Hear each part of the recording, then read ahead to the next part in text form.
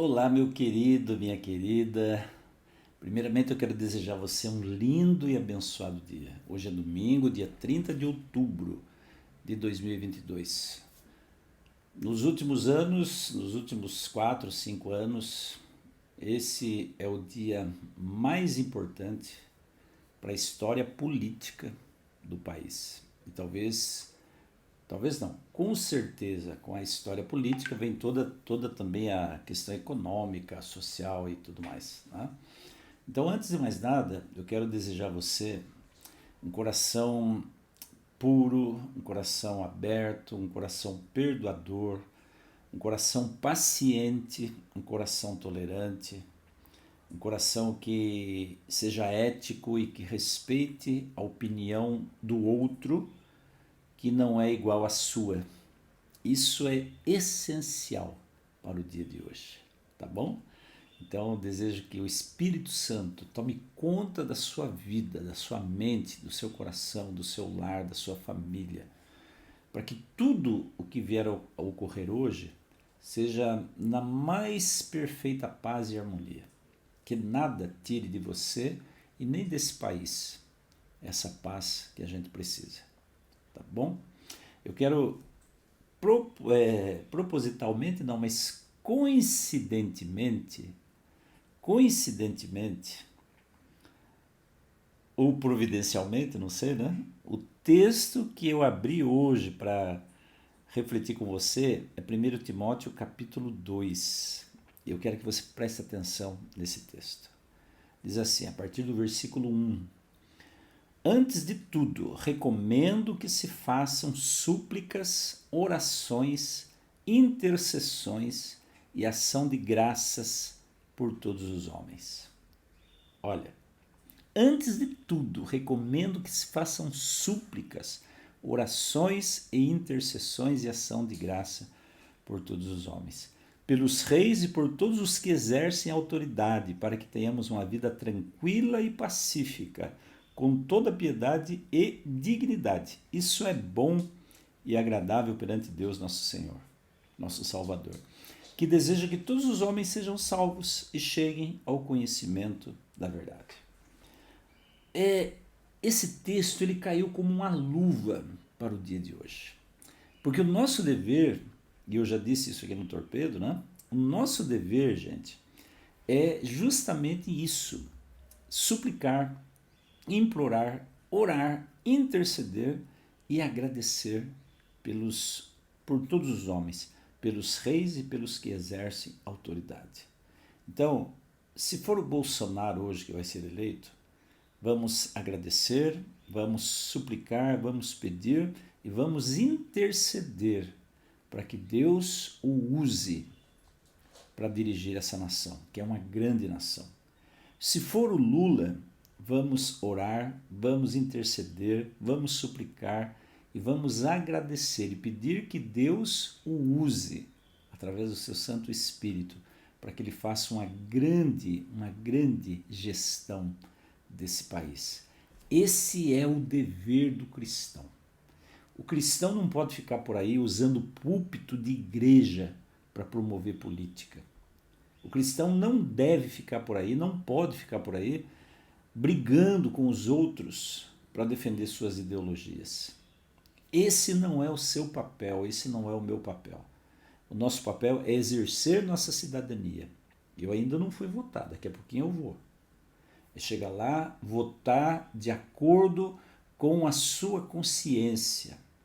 Seja em A, seja em B, seja em nulo, seja o que a tua consciência mandar. Tá ok?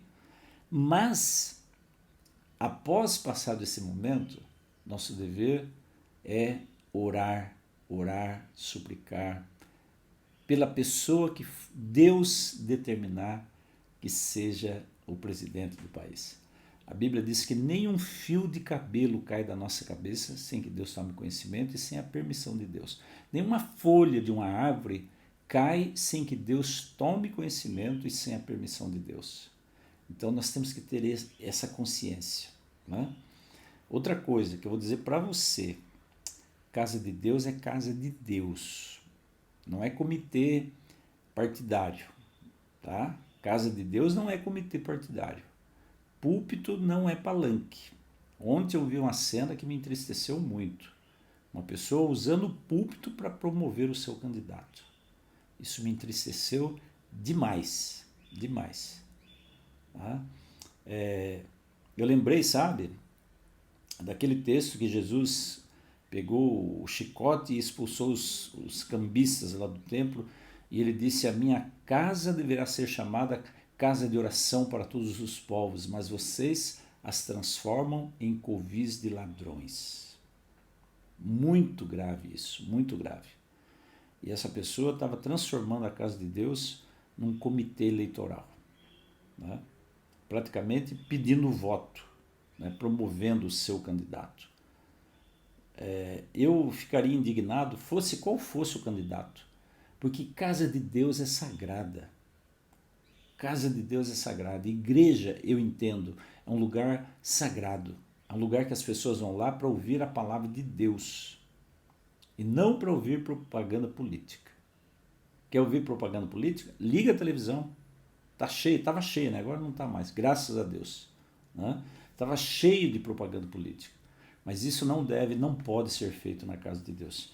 Então, o nosso dever, como cristão, como seguidor de Jesus, não é ficar disseminando ideologias, brigando por conta de ideologias. Você pode sim defender a sua ideia. Na rua, onde quer que você esteja, você tem esse direito. Você só não tem o direito de fazer isso dentro da igreja, porque igreja é um lugar sagrado. Igreja, o único nome que nós temos que promover é Jesus Cristo. Na vida também, né? Mas você tem os seus direitos de cidadão e eu os respeito. Ok? Então, gente, o que Paulo está dizendo aí? Orem pelos reis e por todos os que exercem autoridade, para que a gente tenha uma vida tranquila e pacífica, com toda piedade e dignidade. Seja quem for que for eleito, ore, suplique, peça a Deus sabedoria, porque da forma como ele vai liderar esse país, vai depender também a nossa tranquilidade, a nossa paz. Tá? Então a gente tem que pedir a Deus essa sabedoria para o nosso governante, nosso futuro governante. O nosso governante atual e o nosso futuro governante, que pode ser o mesmo ou pode não ser. Tá? E aí Paulo continua, né? Porque Deus deseja que todos os homens sejam salvos e cheguem ao conhecimento da verdade. Aí eu quero abrir um parênteses também. Sabe, quando o ódio pelo partido oposto, pelas pessoas que são partidárias do partido contrário ao seu, toma conta do seu coração, você está esquecendo isso aí. Jesus morreu pelas pessoas do partido oposto, do partido que não é o teu, que defende uma ideologia que não é tua. Certo? Jesus morreu por bolsonaristas e Jesus morreu por petistas. E seja qual for o partido. Sabe? A salvação de Deus, ela é suprapartidária. Sabe? Como é que eu digo para vocês? É desnecessário uma afirmação dessa aqui, né? Aqui no meu canal, mas eu fico olhando às vezes a postura de alguns chamados evangélicos, crentes, que simplesmente defendem que Jesus morreu por todos os homens, mas odeiam o seu irmão por não pensarem como ele pensa. Você que faz isso, você acha mesmo que Deus está aprovando essa sua atitude? Você foi colocado aqui nesse mundo, você que se diz cristão, se diz evangélico, se diz católico, se diz seguidor de Jesus, independente da sua denominação religiosa. Você acha que a missão que Deus deu para você foi odiar os outros por conta de partido político ou de ideologia? Não é essa a missão. Jesus morreu para salvar, não para matar. Jesus morreu para unir, não para dividir. Né? A divisão é coisa do inimigo. Né? A divisão, a separação, a discórdia, a contenda, o conflito, o confronto é coisa do inimigo e não de Deus. É isso que a gente tem que ter na mente. Eu fui colocado aqui nesse mundo com a missão de salvar gente, de amar pessoas e de levar Jesus a essas pessoas e levar essas pessoas até Jesus. Essa é a única missão que importa, mais nenhuma. Né? Que Deus tome conta da nossa vida no dia de hoje. nos dê sabedoria, nos dê discernimento, nos dê paciência, para compreender as escolhas que os outros fazem, que são diferentes das nossas escolhas. A gente tem que ter tolerância, gente. Tolerância. O mundo já está tão intolerante por si mesmo, a gente não precisa criar mais discórdias por conta de picuinhas. E às vezes até para defender pessoas e brigar por pessoas que nem sabem que você existe e que eu existo. Não vale a pena. Tá bom? Lembre do conselho de Paulo. Orem por todos os reis, todas as autoridades, para que a gente tenha uma vida tranquila, uma vida de paz. Vamos colocar esse país na mão de Deus e os novos ou antigos governantes também nas mãos do Senhor. Forte abraço para você. Amanhã eu volto com mais um torpedo aqui para a sua vida e para o seu coração. Fica com Deus e até lá. Tchau, tchau.